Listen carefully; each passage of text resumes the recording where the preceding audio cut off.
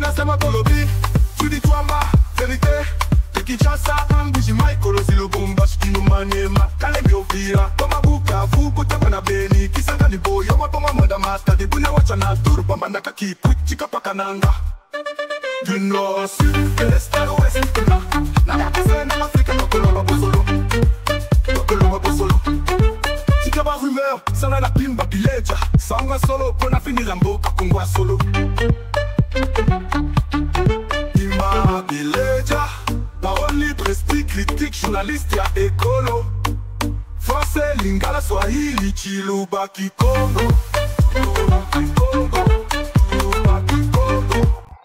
Très bien. Voilà. Très bonne nouvelle pour la ville de Bukavu, la ville de Goma, nos FRDC déjà disponibles pour sécuriser la population locale. M23 Bazawapi. Nanga, Bango Nyonso, Doa et Boti Nini. Qu'est-ce qui a poussé FRDC à jouer décision? Il y a quoi attaquer pour cette fois-ci. Parce qu'il n'y avait que Bangonde Bazal qui a attaqué. Mais cette fois-ci, c'est les FRDC qui sont maintenant en attaque offensive Yamakase. Alors qu'il y a les pourparlers Nakati Yadoa. Les Wazalendo, coup de chapeau. Encore une fois de plus, bonjour, bonsoir. Très rapidement, tout doit dépendre de l'heure à laquelle vous allez nous suivre. Toko Kende Susu Mangu na Kamituga, Tozawapi. Na Kamituga, je crois, voilà.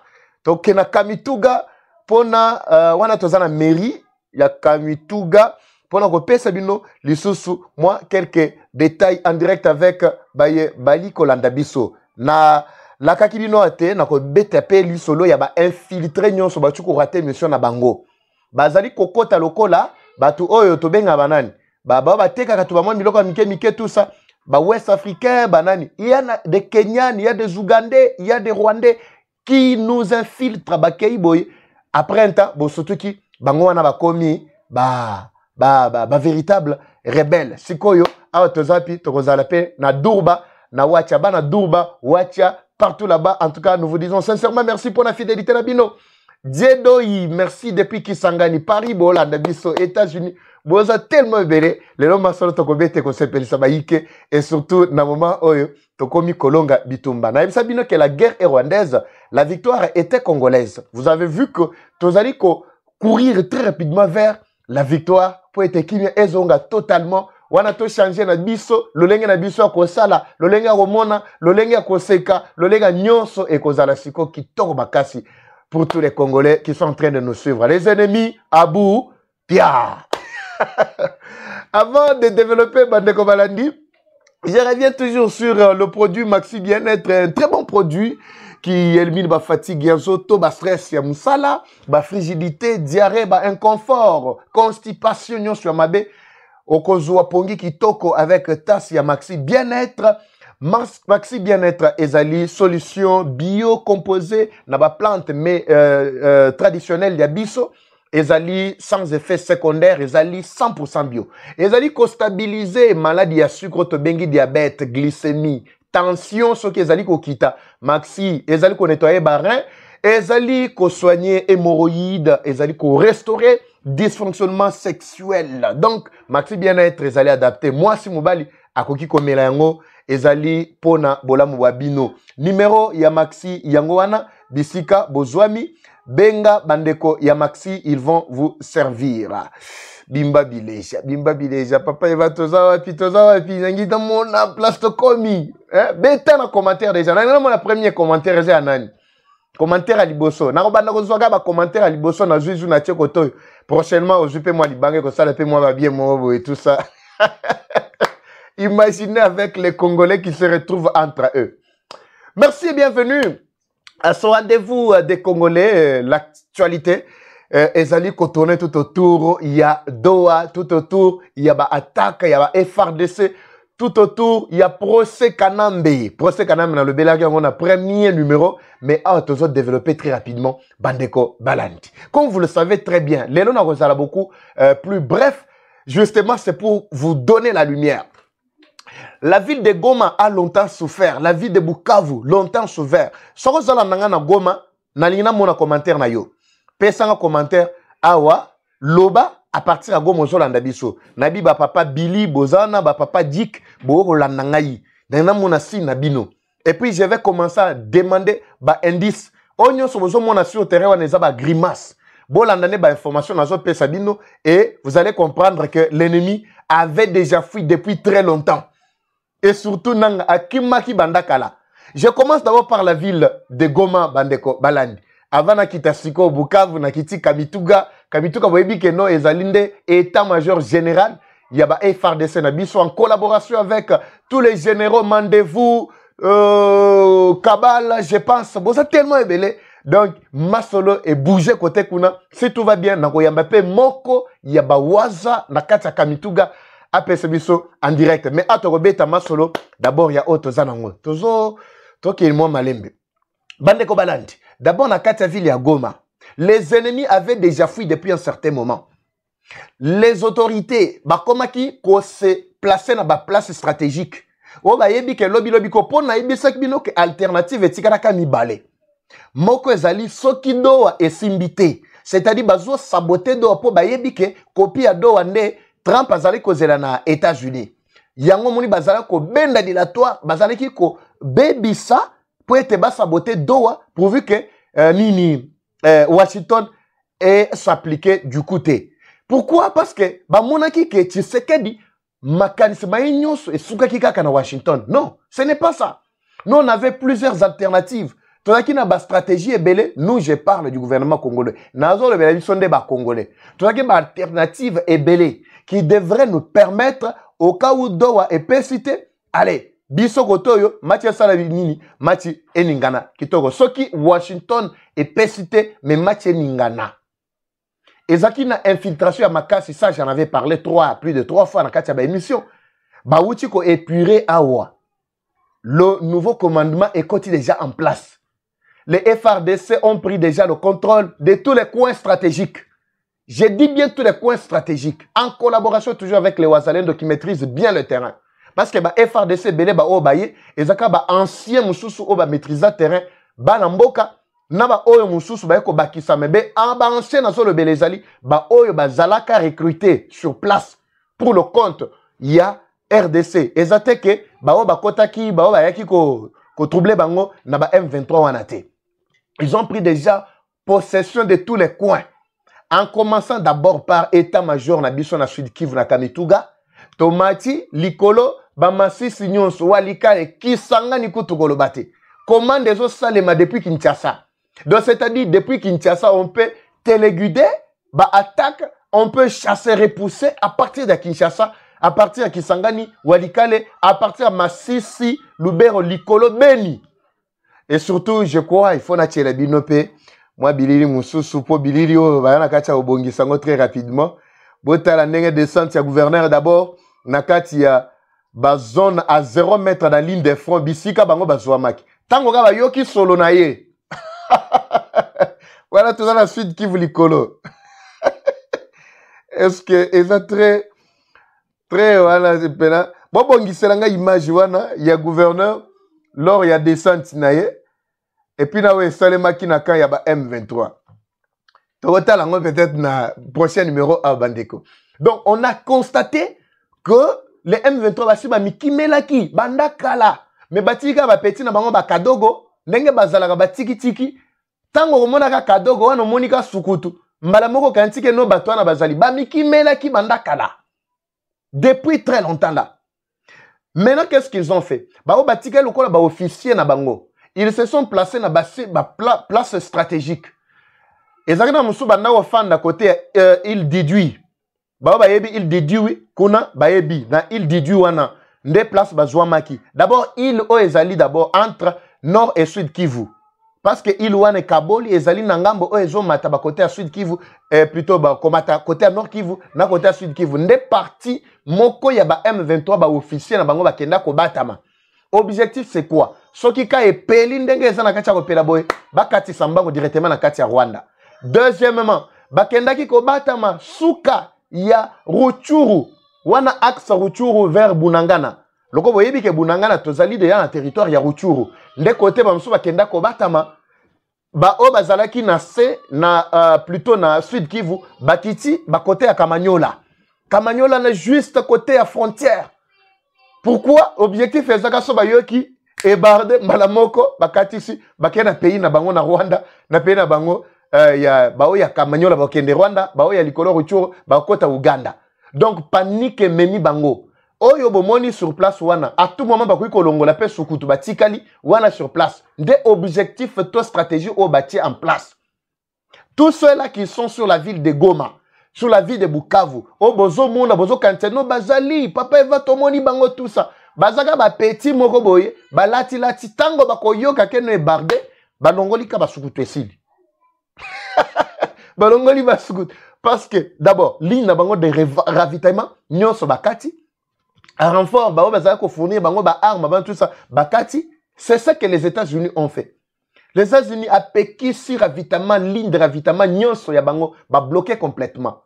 C'est alors, ba kombi siko, na moi déséquilibre ya makasi, na cadre ya organisation na bango. Ba chef na bango, ba kimi, ba bikimeli, ba keikuna.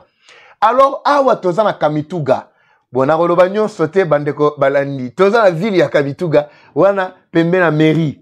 Bota la binomoro, allure pena bakolo terrain, bota l'allure. Je ne veux pas beaucoup commenter ici. Je ne veux pas beaucoup commenter. Botalaka allure. Boyebi très bien que Kamituga ezali état-major général ya FRDC nakacha Sud Kivu. Boyebi yango n'est-ce pas? État-major tango wa nangolo bandeni. État-major muso ezalaki na Kavumu. Oye boyebi kanenge le kanaka na Kavumu tout ça avec les traîtres. Ba oko tu seke dia uchuko beta mutindo abeti bango 12. Batiki na bango terrain mais atozolo avec nouveau commandement Tomikuti Nakati ya dans le bon Bandeko Balandi. Donc toutes les deux villes sont déjà encerclées. Les mots ebisinga papa Eva, yebisa biso est-ce que ba encercler biso? Adan de kota zali noko. Yango na bisa bino ke toza na ba épreuve, lo bana ba kinois. Toza na ba épreuve, ouais so la kisa ke ba encercler bango. To comme un commentaire pena encerclement. Match baby, les Congolais sont en train de retrouver leur sourire pendant que Tozolo Bakabola vraiment sango. Yakitoko, Naba Ikebanso Bakolanda Biso. Tu sais qu'il y a du travail en tout cas dans le silence, Batoazo et Baté. Batoazo et Baté n'engani tato wazali ko mema ko kumba situation. Donc, et Pesik, Bolanda, ba média, il y a ba chef na bangon commençant par Louara. Bolanda boyo kalangage na ye. Bakomi ko attaquer Nanga. Bazolo banananga, mais toi tu es foutu. Comment expliquer que Okoki ko susciter espoir na kacha opinion et après du coup disparaître? Wana bango, hein? Quel espoir Nanga avait suscité na kacha opinion? Opinion ni? Yaba Rwandais? Pour ba Rwandais ne bazaka ko sepelatan ba yoki que non, Nanga est en train de conquérir ba village.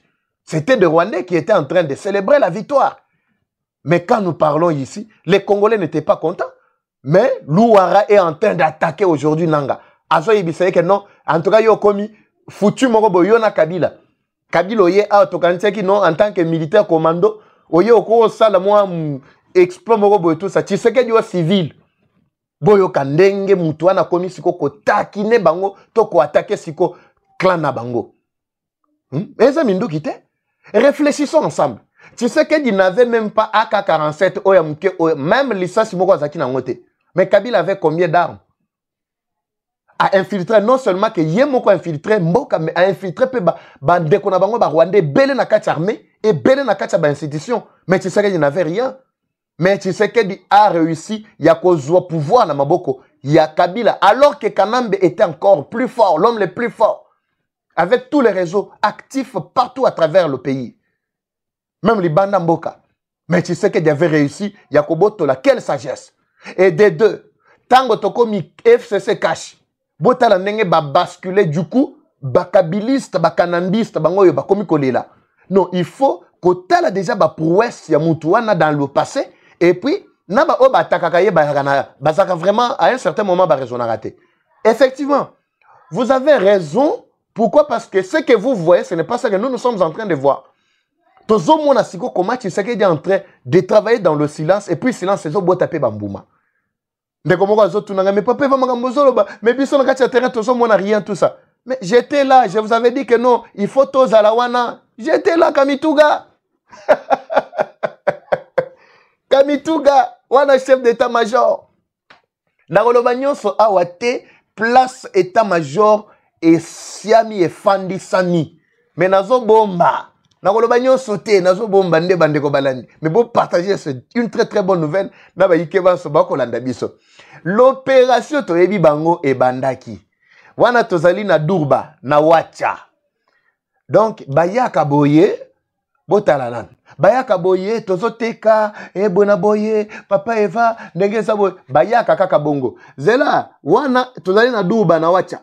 Tozokita lisusu awa tochela bino mususu na nini na toza wapi na Durba Wacha botala mususu yango wana toza na mususu yango wana toza na Uvira me wana toza na Durba bawaza basiamelie balobi net bino bokomi ko infiltrer biso bozo kosa ke bozo teka to bamwa biloko depuis quand yo ozali expatrié mais ozali koteka to bamwa biloko moko ya ba coupe ongle ozoteka batonga ozoteka ba biloko ya lukuta ka nike wana nde bawaza batali balobi net o ba je aboye ekoleka awate nde bomoni ndenge bazana kacha ko repérer bango facilement wana na Durba tozana Wacha kota likolo kuna bana Wacha tu bako landa ngai. J'espère que vous êtes ensemble avec moi.